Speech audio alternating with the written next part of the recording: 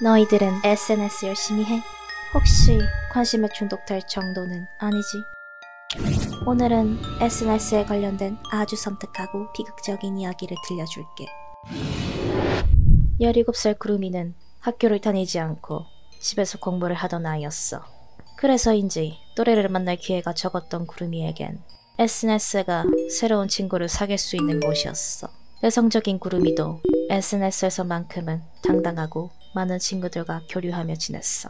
그중 교류가 가장 많았던 친구는 바로 21살의 도혁이었어.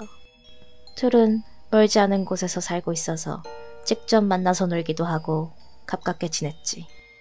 그러던 어느 날 구름이에겐 사랑이 찾아왔어. 17살 효준이었지.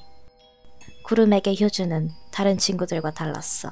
효준과 구름은 아직 만나지 않았어도 서로 호감을 갖고 있었던 거야.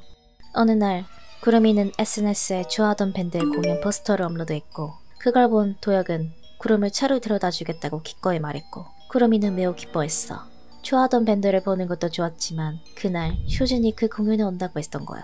호감을 갖고 있던 효준을 드디어 실제로 만나게 된다는 사실에 구름은 더 기뻤지. 그렇게 도혁과 구름은 콘서트를 함께 가게 되었어.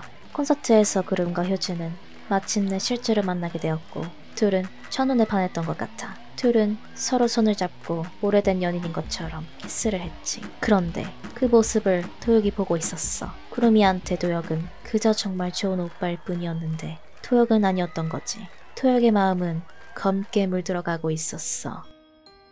집으로 돌아가는 차 안에서 잔뜩 설레어하는 구름과 달리 도혁의 마음은 분노로 차올랐어. 도혁은 화를 이기지 못하고 구름에게 왜 효준과 키스했는지 따져 물었고 구름은 도저히 도혁이 왜 자신에게 화를 내는지 이해할 수 없었지. 둘의 언쟁은 차 안에서 계속되었고 도혁은 SNS에 자신의 분한 마음들을 올리기 시작했어. 자, 이제 지옥을 줄게.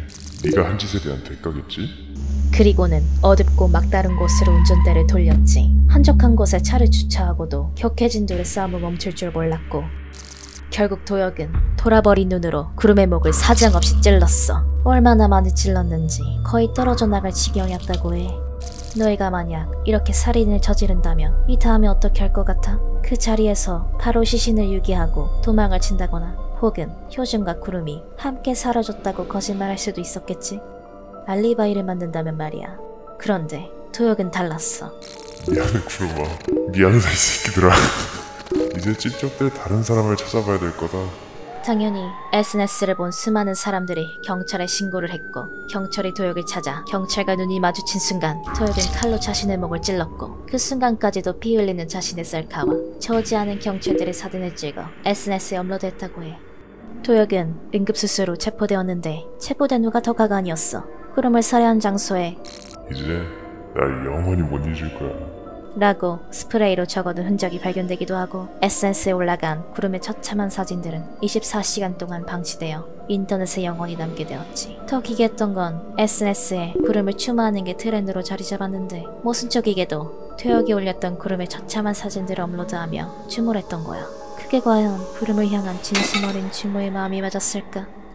구름의 죽음을 진심으로 슬퍼했던 사람들은 그녀의 비참한 사진들을 가려주기로 마음먹었고 구름의 이름을 따 예쁜 구름 사진을 업로드해서 비참한 사진들을 가려주며 그녀를 추모했다고 해.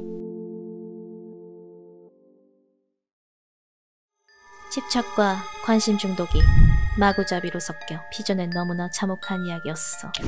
오늘의 이야기는 여기까지야. 그럼 다음에는 더욱 섬뜩하고 흥미로운 이야기로 찾아올게.